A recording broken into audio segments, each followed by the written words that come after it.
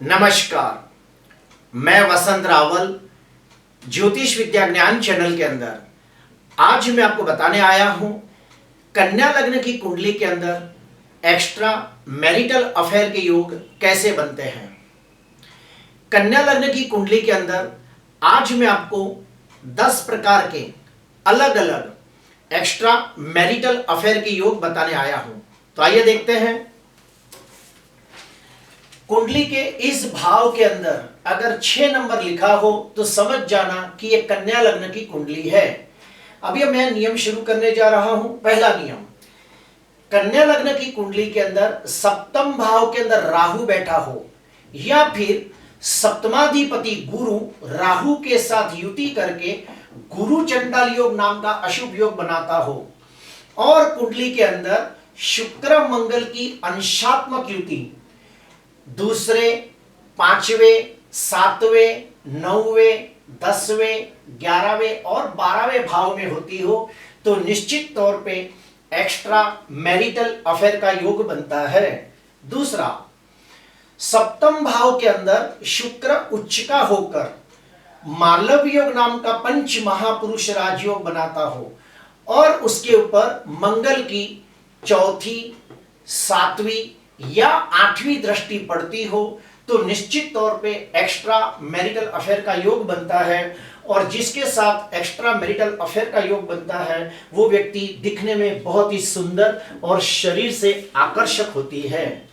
तीसरा, सप्तमाधिपति गुरु पंचम भाव के अंदर नीच राशि में निर्बल होकर बैठा हो और सप्तम भाव के अंदर ही शुक्र राहु की अंशात्मक युति होती हो तो निश्चित तौर पे एक से ज्यादा व्यक्तियों के साथ एक्स्ट्रा मैरिटल अफेयर का योग बनता है जो काफी सालों तक समाज और सोसाइटी से छिपा रहता है, लेकिन जब पता चलता है तो बहुत ही बदनामी और मानहानि के योग बनते हैं।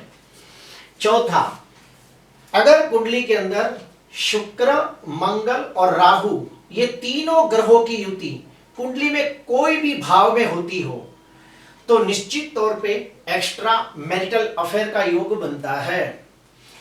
पांचवा नियम, शुक्र, मंगल और शनि ये तीनों ग्रहों की युति कुंडली में कोई भी भाव में होती हो तो भी एक्स्ट्रा मैरिटल अफेयर का योग बनता है।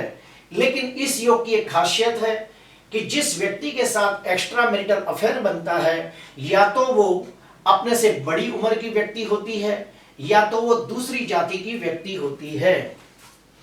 छठवां नियम, शुक्र, मंगल और बुध ये तीनों ग्रहों की युति कुंडली में कोई भी भाव में होती हो और उसके ऊपर पंचमाधिपति शनि की तीसरी, सातवीं या 10वीं दृष्टि पड़ती हो तो ऐसा व्यक्ति अपने अड़ोस पड़ोस की व्यक्ति के साथ या फिर जहां पे नौकरी करता है वहां अपने कलीग के साथ एक्स्ट्रा मैरिटल अफेयर का योग निर्माण करता है।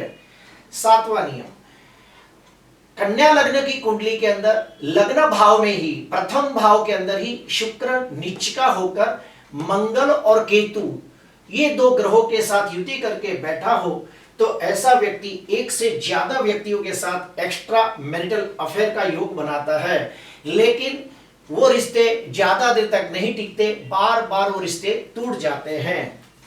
आठवां नियम, कुंडली के पंचम भाव के अंदर चंद्र, शुक्र और मंगल ये तीनों ग्रहों की युति होती हो और उसके ऊपर शनि की तीसरी, सातवीं या 10वीं दृष्टि पड़ती हो तो निश्चित तौर पे ऐसा व्यक्ति अपने कोई मित्र के साथ या फिर अपने कोई कलीग के साथ एक्स्ट्रा मैरिटल अफेयर का योग बनाता है। नौवां नियम, कुंडली के अंदर चंद्र, मंगल, शुक्र और राहु ये चारों ग्रह दूसरे, पांचवें, सातवें, 9वें, 11वें, 12वें इन भावों के अंदर बैठा हो तो निश्चित तौर पे एक्स्ट्रा मैरिटल अफेयर का योग बनता है और वो व्यक्ति दिखने में बहुत ही सुंदर, आकर्षक और प्रभावशाली होती है।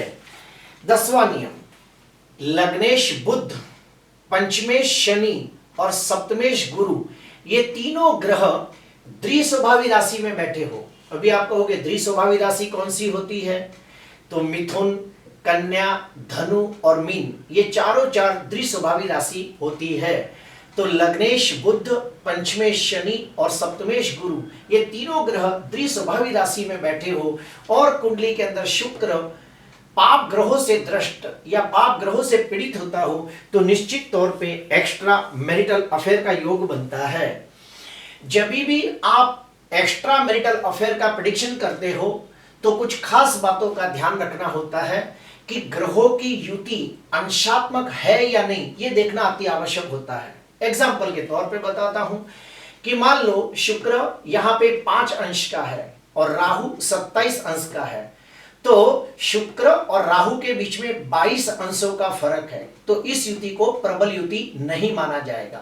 ठीक उसके विपरीत देखते हैं कि मान लो शुक्र 10 अंश का है और राहु 15 अंश का है, तो दोनों के बीच में सिर्फ 5 अंश का फर्क है, तो शुक्र राहु की युति को प्रबल युति माना जाएगा। ये पहली बात ध्यान में रखने जैसी है। दूसरा, जन्म कुंडली के अंदर जो ग्रहों की युति हो रही है, क्या चलित कुंडली के अंदर भी युति हो रही है या नहीं, ये भी देखना आवश्यक है। मान लो कि जन्म कुंडली के अंदर शुक्र राहु की युति हो रही है, लेकिन चलित कुंडली के अंदर शुक्र राहु दोनों अलग अलग भाव में चले गए हैं, तो इस युति को प्रबल युति नहीं माना जाएगा। तीसरा और एक बात खास ध्यान में रखने जैसा है कि जन्म कुंडली के अंदर जो एक्स्ट्रा मैरिटल अफेयर के योग बन रहे हैं, क्या वैसे ही योग नवमांश कुंडली में भी बन रहे हैं या नहीं। अगर मान लो नवमांश कुंडली में भी एक्स्ट्रा मैरिटल अफेयर के योग बन गए तो समझ जाना कि इस योग की प्रबलता काफी ज्यादा बढ़ जाती है।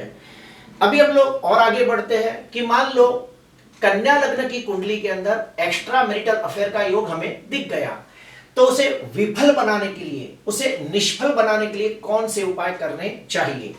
तो सबसे पहला उपाय, लग्नाधिपति बुध का रत्न पन्ना पहनना चाहिए, पंचमाधिपति शनि का रत्न नीलम पहनना चाहिए, भाग्याधिपति शुक्र का उपरत्न ओपल पहनना चाहिए। लेकिन एक शर्त है कि ये ग्रह नीच राशि में निर्बल नहीं होने चाहिए और 6वें, 8वें, 12वें भाव में पीड़ित नहीं होने चाहिए।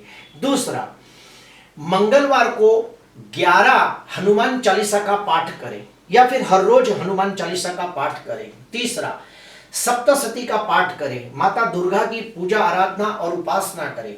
चौथा उपाय, सोमवार के दिन शिव मंदिर जाकर दूध और पानी को मिलाकर अभिषेक करते हुए लिंगाष्टकम, रुद्राष्टकम, शिवाष्टकम, बिल्वाष्टकम जैसे स्तोत्र का पठन करें या फिर किसी कर्मकांडी विद्वान ब्राह्मण के हाथों से रुद्राभिषेक करवाएं। और आखिरी उपाय, अगर पति हो तो अपनी ही पत्नी के साथ पुनर्विवाह करें, अगर स्त्री हो तो अपने ही पति के साथ पुनर्विवाह करें। लेकिन उसमें खास बात यह है कि यह विधि किसी मंदिर में होनी चाहिए, विवाह का मुहूर्त होना चाहिए और किसी कर्मकांडी विद्वान ब्राह्मण के हाथों से यह विधि होनी चाहिए। प्रिय दर्शकों, अगर ये 5 उपाय किए जाए तो एक्स्ट्रा मैरिटल अफेयर का योग निश्चित तौर पे विफल हो जाता है और उसका खराब प्रभाव घट जाता है। आज के लिए बस इतना ही। आपको अच्छा लगा तो जरूर लाइक करना, सब्सक्राइब करना। नमस्कार।